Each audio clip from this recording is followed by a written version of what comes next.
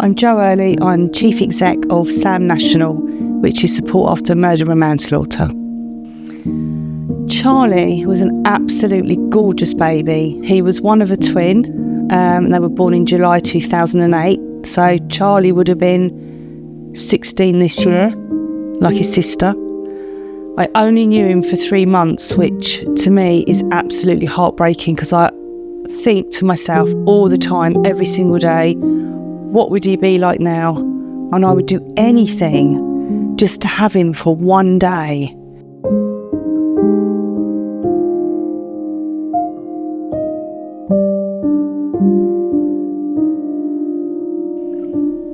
He was a really happy baby, and then it took a good few weeks for him to start smiling, and had this really cheeky smile. And I remember putting him on the bed one day, and I'd seen him smiling. I think, quick, get the camera, because I really want to capture that smile. And I'd waited ages, and he did it again, and I must have taken about 30 to 40 pictures just to get that one picture, which is my favourite picture. It's my prized possession. He was a lovely, lovely baby. Really cheeky smile, cheeky face. In here I've got his hospital card, and I've got a pink one for Abby because they were twins. I've got his little cord clamp, and then I've kept all their hospital bands together, because you want to hold on to absolutely every single piece of what you have left. I was so grateful to get this. It's just the last little pieces of him left. Life before Charlie died. That's an interesting question, because I see my life in two separate parts. I would describe it as a kind of unconditional happiness, where you really, when you really laugh, you laugh because you're so happy, and you find something really funny, and there's no limits to it.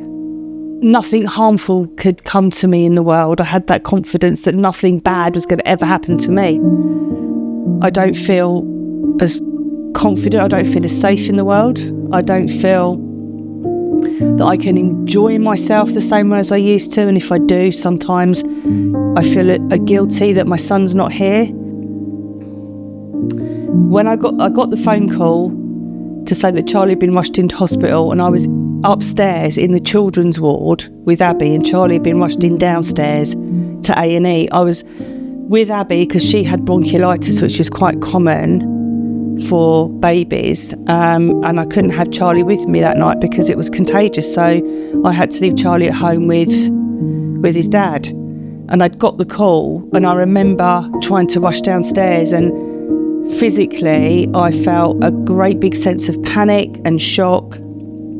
I couldn't see straight, and when I got there and I saw Charlie lying on this metal table with these doctors working on him, my legs gave. I just collapsed. I was put into a wheelchair.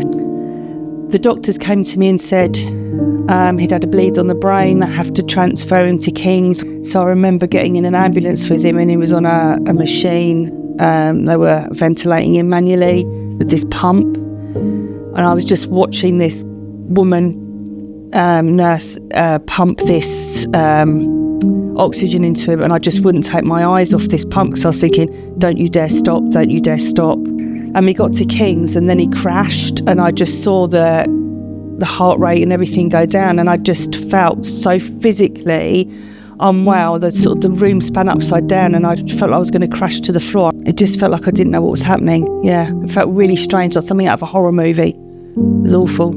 But all I could focus on was what the doctors were going to tell me. I just needed to know. They did the test. They came back and said his brain stem cell dead. Brain stem cell dead. He's not going to make it. We're going to turn the machines off, and he will die. And that was, I just couldn't believe it. I just couldn't believe it. You know, that it was going to happen. Let me just take a breath. What the police and hospital staff did say, that they said that either Charlie he'd fallen, or he'd been dropped, or he'd been shaken, something along those lines. I mean, I just didn't believe it at all. They also said that they're keeping an open mind, and there could be medical reasons why he was in this condition, and that they would investigate thoroughly.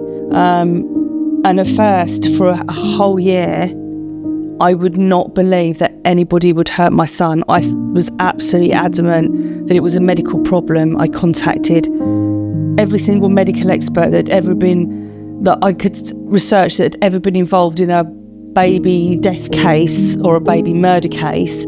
I tried to become a neuropathologist overnight. I was determined to prove to the police this was a medical condition, because that's truly what I believed.